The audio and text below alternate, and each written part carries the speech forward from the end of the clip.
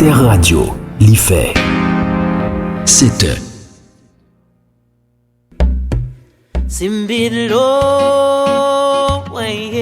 Bonjour, ici Malou Boboir sur Alter Radio.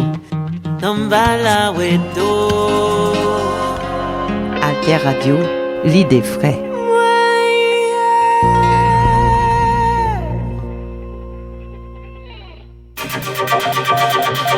La plateforme Alter Press Alter Radio, leader de l'information utile et de la diffusion des idées en Haïti. Alter Press depuis 2001, Pionnière de l'information en ligne. Alter Radio depuis 2015, Pionnière de l'information web radio en ligne. alterpress.org, alterradio.org. Sur les ondes 106.1 FM à Port-au-Prince. La plateforme Alter Press Alter Radio pour l'émergence d'une population bien informée. Bien informée. La plateforme Alter Press Alter Radio, leader de l'information utile et de la diffusion des idées en Haïti.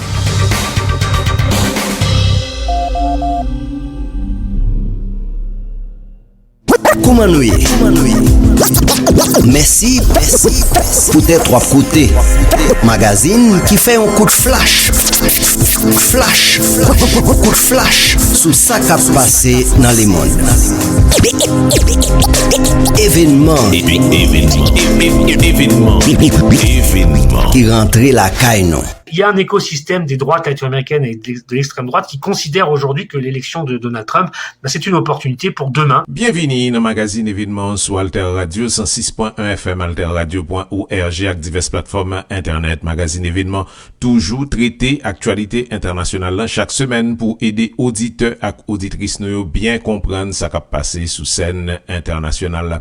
Dans l'émission ça, on a proposé deux sujets, une qui concerne perspectives relations Amérique latine avec Donald Trump, ancien président républicain américain qui a parlé pour le rebisser, donc pour le tourner dans Maison Blanche là après les fins remporté dernière élection présidentielle en face vice-présidente démocrate là, Kamala Harris.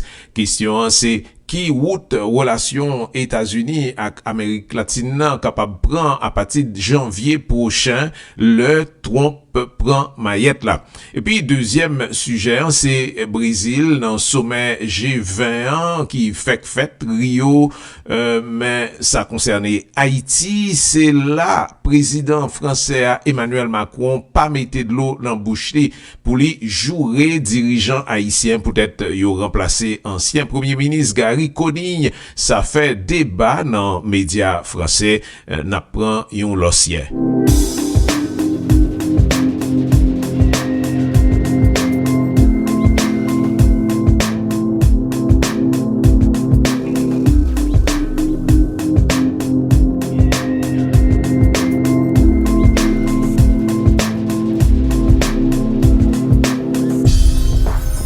Lula l'avait dit pendant la campagne que son choix était plutôt Kamala Harris. Donc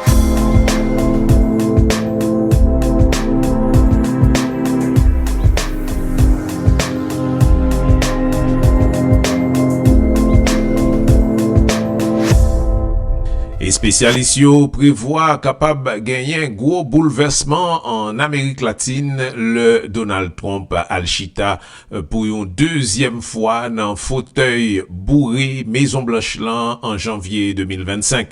Une raison yo, c'est parce que politique républicain en général plus concentré sous pays États-Unis. Y aurait ça dans langage spécialisé unilatéralisme qui c'est le contraire multilatéralisme. Et puis tout yo suivent Jean Trump agit, yo pas capable prévoir ça qu'a fait avec ça qu'a pas fait.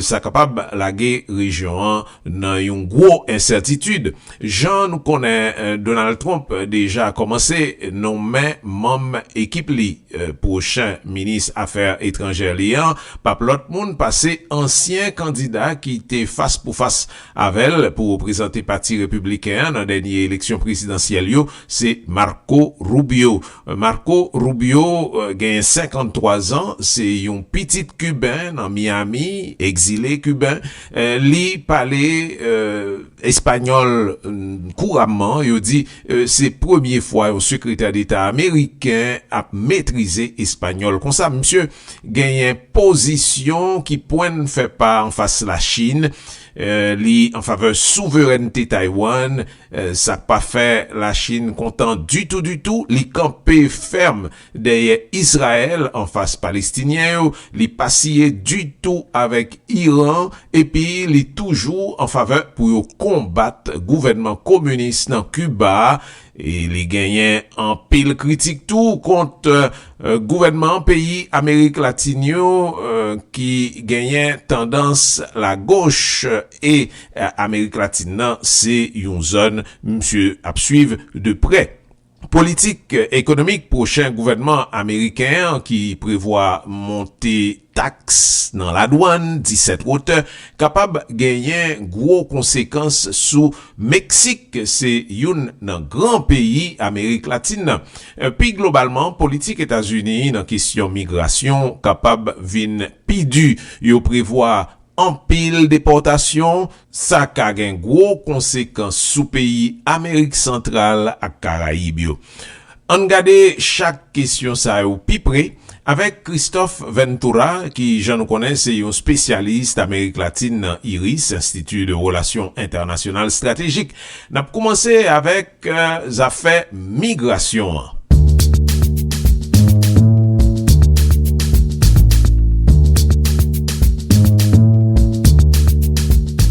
L'immigration, on connaît le sujet, depuis l'élection de Biden en 2020, plusieurs millions de migrants sont passés du côté des États-Unis via essentiellement le Mexique, qui viennent de plus en plus, non pas du Mexique, mais de plus en plus d'Amérique centrale et de plus en plus du Venezuela ou de Cuba, mais aussi d'autres pays sud-américains, aussi d'Haïti. On a vraiment une modification un petit peu dans la structure des migrants qui met en avant de plus en plus les pays que je viens de citer, et de moins en moins en fait, le Mexique, même si le flot reste quand même assez conséquent. On pense qu'il y a 6 à 12 000 personnes qui passeraient chaque jour la frontière américaine. Ce sont des estimations, et donc sur plusieurs années, ça fait effectivement probablement autour de 10 millions de personnes qui sont passées vers les États-Unis depuis le Mexique. Et donc la grande politique de Trump, c'est bien sûr dit-il, de déporter des millions d'immigrés latino-américains. Je pense qu'on a 11 millions sans papier aux États-Unis. Donc d'abord cela, et puis de construire, de finir le mur qu'il avait déjà promis de faire en 2016. Donc c'est autour de ça que Trump a dit des choses sur ce qu'il attend de l'Amérique latine et des Mexicains au premier chef. Et puis il veut actionner le levier dont il dispose dans toute sa politique étrangère désormais, c'est les droits de douane. Le fait de dire que si on ne fait pas les politiques que lui souhaite, il mettra des droits de douane sur tous les produits qui partent d'Amérique latine et du Mexique, qui a commencé, premier partenaire commercial des États-Unis, faut-il le rappeler, qui pourrait aller à 25, 50, 75, 100%, et donc rendre les produits en question non compétitifs et invendables sur le marché américain. Et donc Trump pense tenir tout le monde à la gorge financière pour obliger les uns les autres à faire ce qu'ils souhaitent. Et donc pour les Latino-Américains et les Mexicains, c'est de faire ce travail qui est de contenir en fait les migrants chez eux et non pas les laisser passer vers les États-Unis. Et puis dit-il, il va renvoyer des millions par déportation, c'est le mot qu'on dit en anglais. Tout ça reste encore une fois très énigmatique parce que le coût, il y a des chiffres qui circulent, on ne sait pas exactement leur crédibilité, mais ça parle de dizaines, peut-être de centaines de milliards, enfin de dizaines de millions, ou de centaines de millions, et peut-être même de milliards de dollars que de renvoyer des gens avec derrière des incertitudes totales sur ce qu'ils deviennent et le fait que derrière ils ne reviendront pas après. Sur l'affaire du mur, Elon Musk, lui, voit peut-être plutôt ça d'un bon côté parce que c'est aussi un beau marché, peut-être pour ces entreprises en termes d'intelligence artificielle, de technologisation plus aboutie, plus avancée encore de la surveillance sur ce mur et l'extension qui pourrait avoir lieu, la surveillance satellite satellitaires, etc. Enfin, on imagine très bien que ce fameux mur peut être un très très beau marché juteux pour celui qui désormais intègre l'administration américaine. Donc ce sera à suivre évidemment aussi des conflits d'intérêts.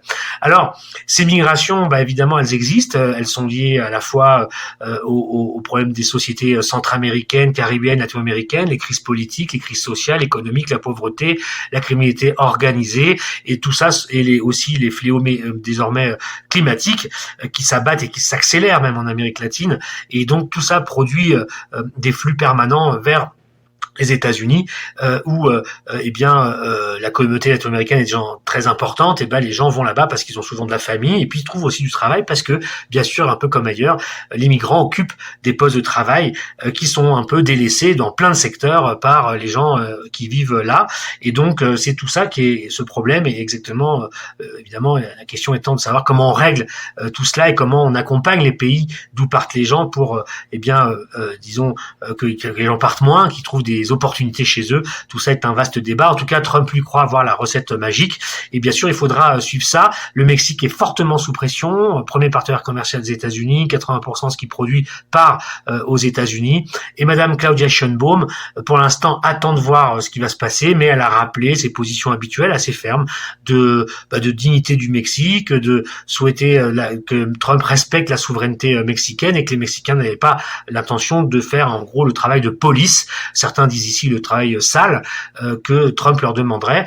Politique économique, prochain gouvernement américain, en bas la bannière Donald Trump prévoit monter taxe la douane 17 hauteurs, nous dit ça déjà, et ça a une conséquence sous Mexique. Probablement que le Mexique et le gouvernement de Mme Sheinbaum comptent aussi sur la réaction que pourraient avoir les industriels américains, eux-mêmes impactés par les mesures de protectionnisme dur que veut imposer Trump, parce que ça les concernerait aussi, puisque beaucoup d'entreprises américaines travaillent au Mexique, investissent au Mexique, leurs investissements sont colossaux, et ils travaillent au Mexique parce que les conditions sont moins chères et que la formation est bonne et que donc les gens travaillent bien, et que grâce à cela, les produits américains gardent une certaine compétitivité par rapport à leurs concurrents. Alors ça, c'est le grand sujet numéro 1. Le numéro 2, c'est l'énergie et le commerce.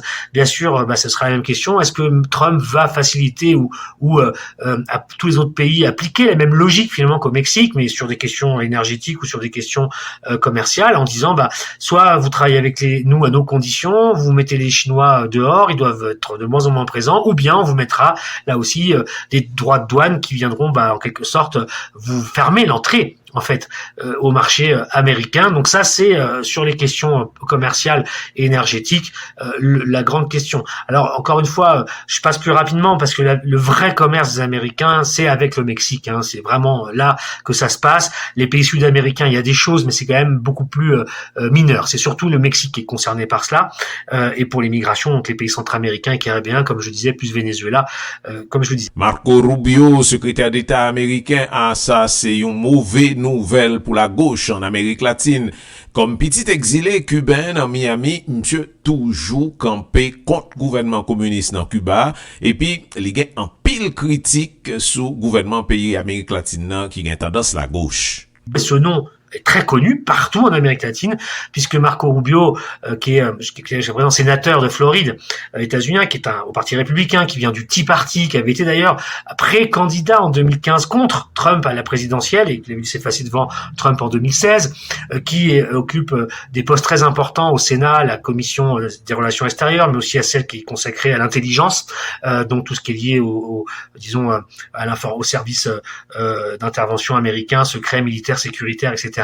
Surtout est connu pour être un opposant à Cuba depuis toujours. Il est lui-même le fils d'un exilé cubain à Miami, en Floride. C'est quelqu'un qui représente l'aile vraiment dure du Parti républicain sur Cuba, sur le Venezuela, sur le Nicaragua, quelqu'un qui est vraiment habité par un anticommunisme viscéral qui devient aujourd'hui quelque chose qui ne concerne pas simplement le communisme au sens où on l'a entendu au XXe siècle, mais d'une manière plus générale, la gauche.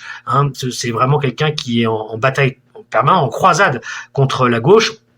Donc tous les régimes de gauche sont pour lui problématiques et dangereux. Ça vaut pour ceux que j'ai cités, mais ça vaut aussi, il avait eu des mots très durs contre Monsieur López Obrador, l'ancien président mexicain, qui est un président de centre-gauche, et donc Madame Sheinbaum qui est la personne qui lui succède.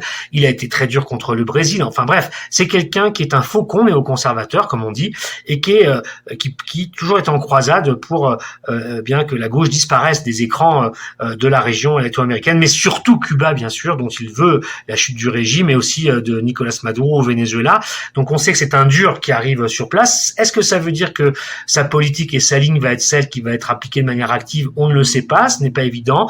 D'autres personnes dans l'administration de Trump ne sont pas sur la ligne de Monsieur Rubio. Je pense à Madame Tulsi Gabbard, qui elle est à l'intelligence nationale, au service intérieur, qui a toujours été contre lui d'ailleurs, qui a pris des positions parfois contre Rubio, qui elle, par non-interventionnisme et isolationnisme américain, est contre toute forme d'intervention des États-Unis dans des crises ou des pays à l'étranger.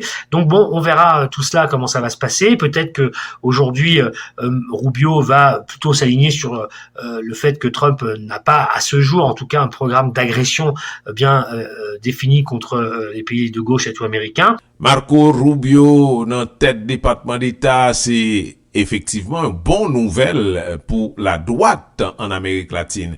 Brésil qui t'a mené dans la région, même genre avec Mexique, qui c'est deux modèles. La gauche actuellement capable perdu en pile dans influence. Il faut prendre en compte le fait que Trump arrive au pouvoir dans un moment où la droite latino-américaine et même l'extrême droite latino-américaine n'a pas du tout disparu. Elle existe, elle est assez puissante un peu partout, en tout cas en Amérique du Sud, ça c'est sûr. Elle encercle un petit peu d'ailleurs aujourd'hui, soit parce qu'elle est au pouvoir, soit elle pourrait l'être, le Brésil qui est un peu à la peine face à ce contexte. Bien sûr, je pense à Monsieur Bolsonaro, son adversaire interne. Je pense bien sûr à Monsieur Milei, qui n'a que Dieu pour Monsieur Trump, comme nous le savons.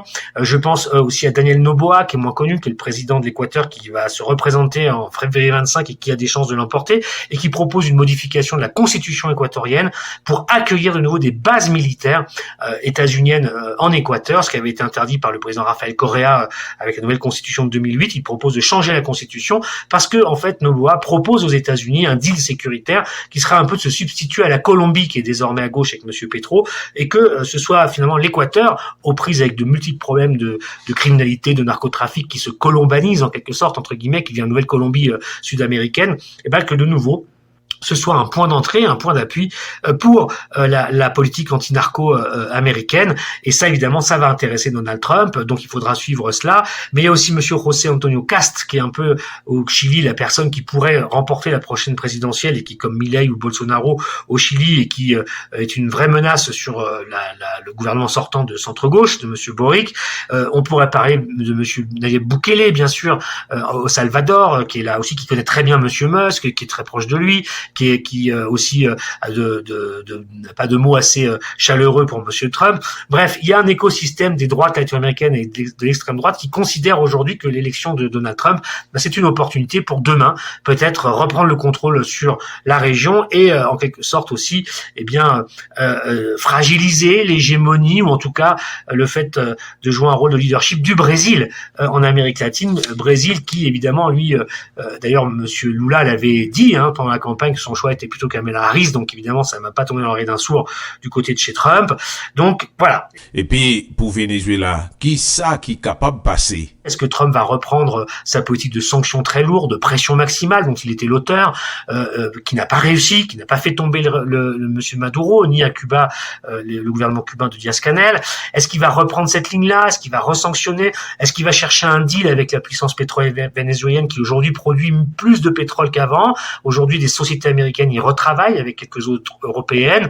Aujourd'hui, l'élection du 28 juillet a été contestée, mais le pouvoir est toujours entre les mains de Nicolás Maduro. Est-ce qu'il y aura un deal, comme même à le dire Trump, un deal qui pourrait être en gros qui prenne acte de l'élection vénézuélienne sans refaire de pression maximale ou sans remettre en cause le résultat, même s'il ne reconnaissait pas chaleureusement l'élection de Monsieur Maduro dans les conditions où elle s'est tenue, et que contre ça, en quelque sorte, les sociétés américaines pourraient continuer de travailler avec le pétrole vénézuélien permettant aux États-Unis de pouvoir conserver leurs réserves stratégiques et de pas être obligés de mettre leur pétrole sur le marché mondial pour, encore une fois, dans la logique de Trump, reconstituer en fait toutes les capacités de la puissance états-unienne en reconstituant l'industrie, les ressources naturelles, etc. aux États-Unis pour pas dépendre de l'extérieur ou se disperser à l'extérieur, mais avec la vision, bien sûr, de reconstituer cette puissance pour la conserver face à la montée, à l'ascension du principal adversaire de Trump, qu'est la Chine.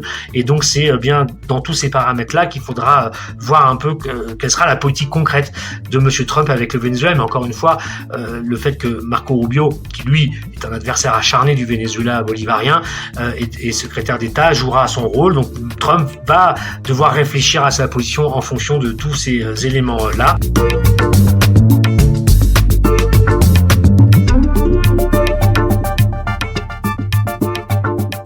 Toujours à suivre événements sur Alter Radio 106.1 FM, alterradio.org avec diverses plateformes internet. En deuxième position, deux mots sous comportement président français Emmanuel Macron en Rio par rapport à Haïti. C'est Haïtien qui touille Haïti. C'est une décision tête en bas. Le dirigeant haïtien a révoqué Gary Coney qui était bon en pile. Moi défendre ni, il a révoqué. C'est un bon imbécile. Déclaration ça Macron fait pendant le campé dans la rue et dans moment il t'a fait une visite dans Rio fait en pile bruit en Haïti et en France. C'est une petite vidéo pipiti passé 20 secondes ou bien autour de 20 secondes qui indignait haïtien. En Haïti, autorités diplomatiques ont convoqué ambassadeur français et puis remettre les une lettre protestation. Réaction sortie dans divers milieux, mais là n'a juste gardé école gagnant dans quelques médias français. Nous sélectionner France 24, Europe 1, Sud Radio et TV5.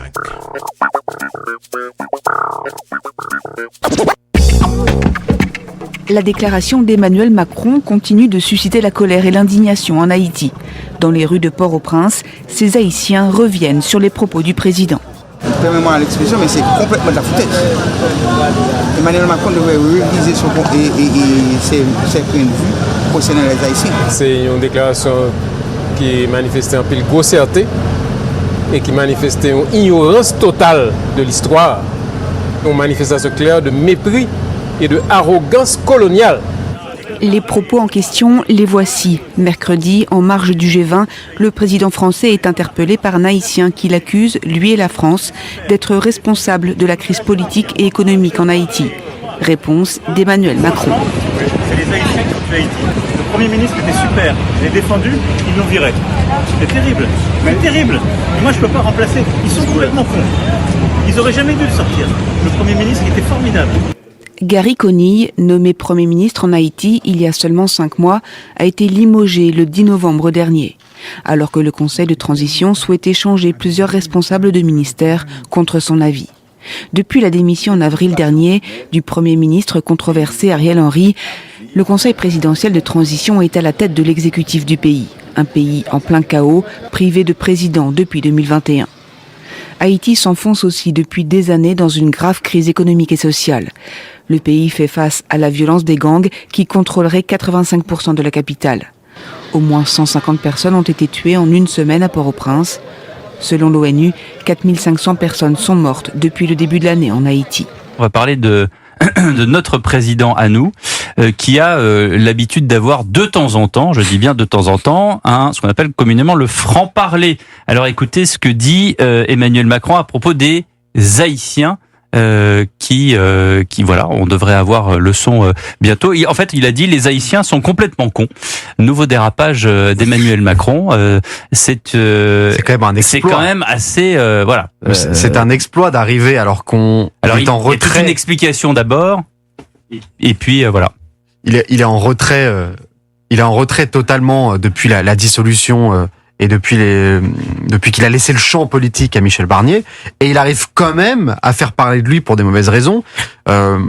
J'ai fait quand même une petite liste parce que ça m'a amusé des dérapages d'Emmanuel Macron, des dérapages linguistiques, on va dire. On a eu évidemment traversé la rue. Oui. Au moment de la crise, pour trouver un emploi. Va trouver un emploi. Moi, je traverse la rue, j'en trouve un. Exactement. Ouais, on a eu ceux qui ne sont rien pour parler des des gens qui gagnent le SMIC. On a eu très récemment une expression absolument lunaire sur Al-Andalus et sur l'occupation arabe de l'Espagne, où il vantait cet héritage-là. Il n'y a pas de culture française. Évidemment, il n'y a pas de culture française pendant la campagne, si je dis pas de bêtises. On a eu pendant les Gilets jaunes qu'ils viennent me chercher avec le doigt en l'air, en brandissant la menace. Et donc, voilà, on a l'impression que c'est un président qui parfois parle un petit peu trop vite. Jean-Claude Dacier. Là, je veux dire, c'est grossier, c'est vulgaire, et je comprends pas les raisons qui ont poussé le président de la République à cet excès de langage. Un de plus, en effet. Les autres étaient politico-culturels. Est-ce que c'est pas pour faire parler de lui?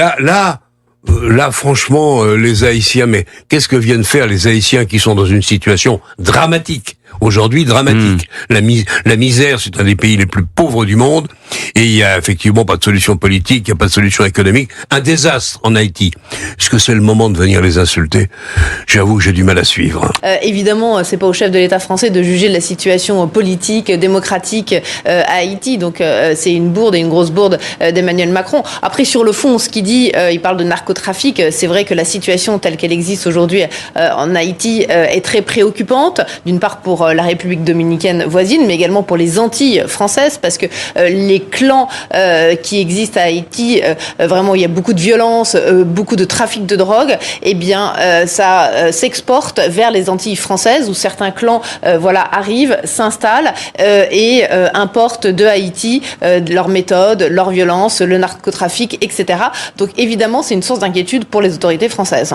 Elisabeth Pinault, vous étiez justement à ce G20 à Rio. Comment ça s'est passé? Il a été filmé à son insu. Emmanuel Macron, il ne savait pas qu'il était enregistré à ce moment-là. Oui, en termes de communication, c'est intéressant de voir ce qui s'est passé. Oui, ça s'est passé à Rio, sans presse, bien sûr, et sans même ses conseillers. Tout le monde était déjà en voiture parce qu'il allait prendre l'avion pour le Chili, qui était son étape suivante. Donc moi, j'étais au G20 de Rio, où le président a eu plein de séquences, bien sûr, beaucoup mieux maîtrisées. Il a eu plein de sessions officielles. Il a rencontré le président chinois, le premier ministre indien, le premier ministre sud-africain. Voilà. Et là, on a cette petite phrase sortie. Là, on reconnaît bien Emmanuel Macron, qui va toujours au contact. Il s'est même promené sur la plage de Copacabana, sans presse, à Rio. On reconnaît bien Emmanuel Macron qui va au contact. Les manches retroussées. Alors, on nous a dit on nous l'a dit. Alors, évidemment, la presse n'était pas là, malheureusement, parce que, précisément, la presse est là pour mettre en perspective une séquence comme ça. Ça s'explique quand la presse est là. Là, vraiment, c'est sans filtre, c'est filmé au téléphone portable. Apparemment, la personne était insistante. Donc, à force d'assistante, Emmanuel Macron va au contact, il n'a pas peur, il parle. Et qui porte préjudice à l'image de la France. N'exagérons rien, tout de même. J'ai dit hier à quel point je ne supportais pas, de la part de n'importe qui, et encore moins d'un président de la République, des grossièretés inutiles, et même des grossièretés tout court, sortant d'un esprit tout de même intelligent, et en général d'un langage châtié. Mais en l'occurrence, ça n'est pas involontaire. Là où je rejoins votre question, mon cher Philippe, c'est que je crois qu'il aime profondément cette vulgarité dont il croit qu'elle transgresse, mais qui crée des dégâts dans ce malheureux pays. Je crois que il est déconnecté d'un certain nombre de réalités et que d'abord il ne connaît pas l'histoire, il sait pas ce que c'est qu'un homme d'État et donc il pense maîtriser la situation, il ne la maîtrise pas. C'est-à-dire que moi je pense que en tant que professeur d'histoire, le futur sera très dur avec lui sur ce qu'il a véritablement fait, ce qu'il a laissé. Et donc on va ressortir aussi toutes ces phrases parce que en fait ça montre un profond mépris du peuple. Et le peuple, en plus, il faudrait définir ce que c'est que le peuple. Mais les gens n'attendent pas, si vous voulez, d'un président de la République uniquement des phrases, uniquement de la vulgarité. C'est ce qui a été dit sur notre plateau. C'est quand même très vulgaire et c'est pas très malin diplomatiquement.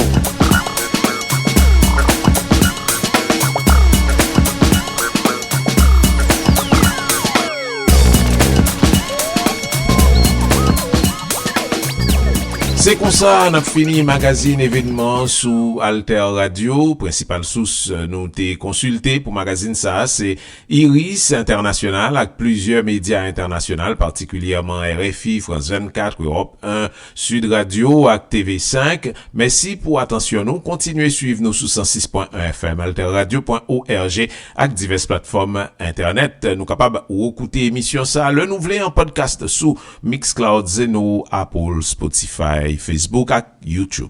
Comment nous y est? Merci pour tes trois côtés. Magazine qui fait un coup de flash. Coup de flash sous ça qui a passé dans les mondes. Événement qui rentrait la caille non.